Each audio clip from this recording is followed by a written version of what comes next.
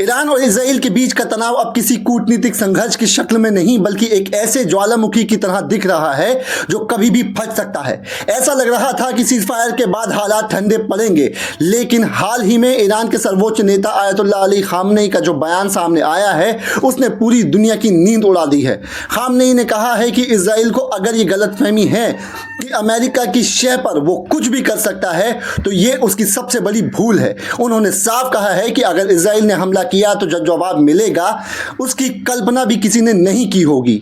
लेकिन इसके बाद जो शब्द खामनेई ने इस्तेमाल किए वो कूटनीति की दुनिया में दुर्लभ हैं। उन्होंने इजराइल को अमेरिका के पट्टे से बंधा हुआ कुत्ता कहा। खामनेई यही नहीं रुके, उन्होंने कहा कुत्ते को तो कुत्ते की तरह रहना चाहिए। उनके मुताबिक इजराइल एक कैंसर की तरह है जिसे जड़ से खत्म करना जरूरी है। खामनेई ने चेताया कि ईरान पर हमला करने की कोई भी कोशिश का जवाब इतना घातक होगा कि दुनिया दंग रह जाएगी। ईरान के सर्वोच्च नेता ने यह बयान ऐसे समय पर जारी किया है जब इजराइल सीज़फायर के बाद एक तरह की राजनीतिक अनिश्चितता से जुड़ा है। उन्होंने कहा है कि इजराइल ने पिछले युद्ध के दौरान सिर्फ सैन्य ठिकानों को ही नहीं बल्कि ईरान के शासन तंत्र को गिराने की भी कोशिश की थी। उसका मकसद था जनता को भड़काकर सड़कों पर लाना और सरकार का तख्ता पलट कर देना। इस संदर्भ में खामेनेई ने नेतन्याहू के उस बयान की भी आलोचना की जिसमें उन्होंने कहा था कि हम ईरानी जनता की तरफ हैं, न कि सरकार के। खामेनेई के मुताबिक ये पूरी योजना अमेरिका और इजराइल की साझा साजिश थी। उन्होंने अमेरिका पर हमला बोलते हुए कहा कि यह इजराइल के गुनाहों में बराबर का हिस्सेदार है। लेकिन खामेनेई की सबसे बड़ी चोट नेतन्याहू की राजनीति पर थी। उन्होंने ये बयान उस वक्त दिया जब नेतन्याहू की सरकार खुद अपने देश में लड़खड़ा रही है। गठबंधन की सहयोगी पार्टी यूटीजे ने समर्थन वापस का ऐलान कर दिया है। उनके 6 सांसद थे। अब इजरायली सरकार महज 1 सीट के बहुमत पर टिकी है। अब नेतन्याहू के सामने दोहरी चुनौती है, एक तरफ ईरान से तनाव, दूसरी तरफ अपनी ही कुर्सी बचाने की जद्दोजहद। अगर शास पार्टी ने भी समर्थन वापस ले लिया तो नेतन्याहू की सरकार गिर सकती है। उनके पास थोड़ा वक्त है क्योंकि इस्तीफा अभी औपचारिक रूप से स्वीकार नहीं हुआ है, लेकिन खामेनेई ने यही समय चुनकर यह संदेश दिया है कि वो सिर्फ युद्ध के मैदान में नहीं कूटनीतिक समझ चयन में भी माहिर हैं।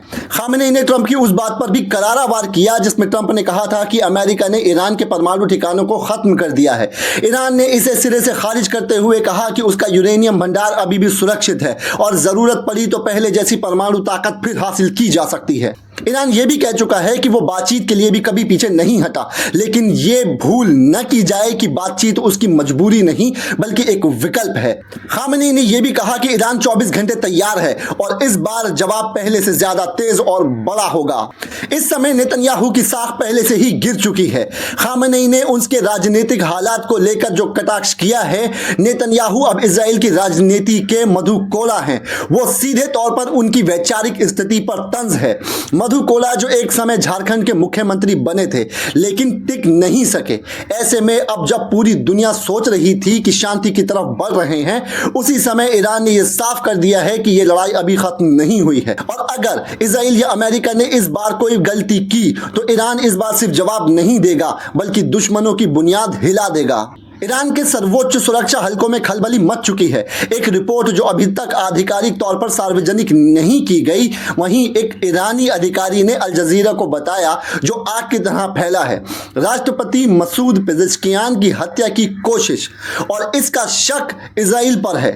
वो इजराइल जो पहले भी जनरल कासिम सुलेमानी को निशाना बना चुका है, जो ईरानी वैज्ञानिक मोहसिन फखरीजादे को दिन दहाड़े सड़क पर मार चुका है और अब ईरान के नवनिर्वाचित राष्ट्रपति मसूद पेजेश्कियान। इस बार हमला और गहरा है क्योंकि यह सिर्फ एक व्यक्ति नहीं, एक व्यवस्था पर हमला है। एक राष्ट्र की छाती पर तीर चलाने की कोशिश है और इस बार ईरान चुप नहीं रहेगा। तेहरान की गलियों में अभी सन्नाटा है लेकिन सत्ता के गलियारों में आदेश गूंज चुके हैं। आंखें अब यरूशलेम की तरफ उठ चुकी हैं। इस हमले की जांच शुरू हो चुकी है। हर सुराग, हर साजिश, हर परछाई को खंगाला जा रहा है। क्या यह मोसाद की एक और खामोश वॉर थी या फिर पश्चिमी एशिया के इस बारूद भरे इलाके में एक और जंग की शुरुआत? ईरान ये जानता है कि अब सिर्फ बयानबाजी से काम नहीं चलेगा और शायद इजराइल भी ये जानता है कि यह हमला अगर सच निकला तो जवाब सिर्फ शब्दों में नहीं आएगा। राष्ट्रपति पेजेश्कियान अभी जिंदा हैं, लेकिन इनके चारों ओर की दीवारें अब और ऊंची कर दी गई हैं। सुरक्षा बल हाई अलर्ट पर हैं और सेना को आदेश मिल चुका है, अगर दुश्मन सामने आए तो हिचकिचाना मत। पिछले कुछ महीनों में ईरान इजराइल के बीच छाया युद्ध कई बार खुली टकराव की ओर बढ़ चुका है। सीरिया में हवाई हमले हों, लेबनान में रॉकेट हमले हों, यमन में ड्रोन वॉर हो और अब तेहरान के दिल पर वार। ये एक चेतावनी है उस दुनिया के लिए जो अब तक खामोश थी, क्योंकि अगर किसी मुल्क के राष्ट्रपति को निशाना बनाया जाता है तो यह हमला सिर्फ उस देश पर नहीं पूरी मानवता पर होता है। और अगर इजराइल की भूमिका साबित हुई तो फिर जो आएगा वो जवाब नहीं, इंतकाम होगा। खामोशियां भी कभी कभी तूफान से ज्यादा खतरनाक होती हैं और ईरान इस बार बहुत खामोश है। वहीं खुद इजराइल के अंदर ही नेतन्याहू की कुर्सी भी सुरक्षित नहीं है। इजराइल की राजनीति में एक बार फिर से बड़ा विवाद खड़ा हो गया है। दिगेल हटोरा पार्टी के नेता मोशे गाफनी ने धार्मिक ज़ायोनिस्ट पार्टी और उनके नेता बेजालेल मोस्ट्रिच पर बड़ा हमला बोला है। उन्होंने कहा है कि तोरा पढ़ने वाले छात्रों के खिलाफ सबसे ज्यादा नफरत फैलाने वाले खुद ये धार्मिक ज़ायोनिस्ट हैं। ये कहते हैं कि हम भी तोरा पढ़ते हैं, हमारे पास भी रब भी हैं, लेकिन फिर हमें ही क्यों निशाना बनाया जा रहा है। गाफनी की पार्टी यूनाइटेड तोरा जुडाइज्म यानी यूटीजे ने इस हफ्ते सरकार से समर्थन वापस ले लिया है। एक इंटरव्यू में उन्होंने कहा, अब हमारी इन लोगों से कोई दोस्ती नहीं रही है, ये रिश्ते अब खत्म हो चुके हैं। जब गाफनी से पूछा गया कि जब देश में हर रोज सैनिक शहीद हो रहे हैं तब हर हरेदी युवक को सेना से छूट क्यों मिलती है, तो उन्होंने कहा, हम तोरा पढ़ने वालों की वजह से जिंदा हैं। यह बात समझाना मुश्किल है लेकिन यही सच है। जब उनसे पूछा गया कि जो हरेदी लड़के पूरे समय तोरा नहीं पढ़ते क्या उन्हें सेना में जाना चाहिए, तो उन्होंने सीधा जवाब दिया, नहीं। बोले, मैं सुरक्षा मंत्री नहीं हूं, मेरा काम तोरा पढ़ने वालों का साथ देना है। गाफनी ने यह भी कहा कि जो लेफ्ट विंग में रहते हुए भी यशीवा छात्रों पर सवाल उठाते हैं वो असल में वामपंथियों की मदद करते हैं। उन्होंने कहा कि यह साझेदारी अब शर्तों पर टिक गई है। बेजालेल स्मोट्रिच ने इस बयान पर कड़ी प्रतिक्रिया दी। उन्होंने कहा कि गाफनी को शर्म आनी चाहिए, उन्हें माउंट हर्जल जाकर उन सैनिकों की कब्रों को देखना चाहिए जो देश के लिए शहीद हुए।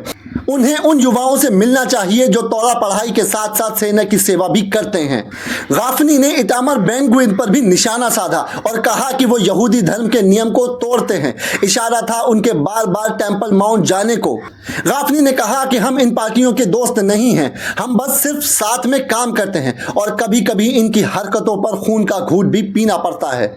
इजराइल इस समय अपने इतिहास के सबसे लंबे युद्ध के बीच फंसा हुआ है, ऐसा कहना है विपक्षी नेता यायर लैपिड का, जिन्होंने सरकार की नीति और नेतन्याहू प्रशासन के युद्ध प्रबंधक की तीखी आलोचना की है। अपने लगातार सार्वजनिक बयानों में लैपिड ने चेतावनी दी है कि यह युद्ध केवल सीमाओं पर नहीं लड़ा जा रहा है बल्कि इजराइल के भीतर भी गहराई से असर डाल रहा है। अपने लगातार सार्वजनिक बयानों में लैपिड ने यह चेतावनी दी है कि यह युद्ध केवल सीमाओं पर नहीं लड़ा जा रहा है बल्कि इजराइल के भीतर भी गहराई से असर डाल रहा है, सुरक्षा के मोर्चे पर, अर्थव्यवस्था की जड़ों में और देश की राजनीतिक स्थिति को छिन्न भिन्न करता हुआ। उन्होंने सरकार की उस नीति पर सवाल उठाया जिसमें सैन्य सेवा की जिम्मेदारी सभी नागरिकों पर समान रूप से लागू नहीं हो रही है। लैपिड ने कहा, कोई भी देश अपने कुछ बेटों को मोर्चों पर भेजकर बाकी को इससे छूट नहीं दे सकता। ये शब्द सीधे तौर पर उन वर्गों पर कटाक्ष है जिन्हें सैन्य सेवा से छूट प्राप्त है, जबकि युद्ध का भार कुछ समुदायों के कंधों पर डाला जा रहा है। लैपिड ने प्रधानमंत्री नेतन्याहू के प्रशासन पर हमला करते हुए इसे इजराइल के लिए आर्थिक, राजनीतिक और सुरक्षा स्तरों पर गंभीर खतरा करार दिया है। उन्होंने कहा है कि जिस तरह से निर्णय वर्तमान सरकार द्वारा लिए जा रहे हैं वो न केवल गलत हैं बल्कि देश के भविष्य को अंधकार की ओर ले जा रहे हैं। गाजा में एक तथाकथित मानवीय शहर बनाने में सरकार के प्रस्ताव को लैपिड ने पूरी तरह से खारिज कर दिया। उन्होंने इस योजना योजना को अव्यवहारिक बताया और कहा कि यह एक वास्तविक समाधान प्रस्तुत किए बिना युद्ध को लंबा खींचने की चाल है। लैपिड ने यह भी कहा कि देश ऐसे नेतृत्व के साथ नहीं चल सकता जो हर निर्णय में भविष्य दृष्टि का अभाव रखता हो। उन्होंने नेतन्याहू की सरकार के दृष्टिकोण को बेहद खराब और अल्पदृष्टि वाला बताते हुए इजराइल के नागरिकों से नेतृत्व परिवर्तन की दिशा में सोचने की अपील की है। जैसे जैसे युद्ध लंबा खिंचता जा रहा है और इजराइल की सामाजिक, आर्थिक और सामरिक संरचनाएं लड़खड़ाने लगी हैं, जैसे जैसे युद्ध लंबा खिंचता जा रहा है और इजराइल की सामाजिक, आर्थिक और सामरिक संरचनाएं लड़खड़ाने लगती हैं, लैपिड की चेतावनी अब उस असंतोष का प्रतीक बनकर उभर रही है जो देश के अंदर अंदर धीरे धीरे खौल रहा है। सत्ता की ऊपरी सतह पर भले ही एकता दिखाई दे रही हो, लेकिन अंदर ही अंदर देश एक गहरे विभाजन की ओर बढ़ रहा है, जहां सवाल सिर्फ युद्ध जीतने का नहीं है बल्कि इजराइल की आत्मा को बचाने का बन गया है।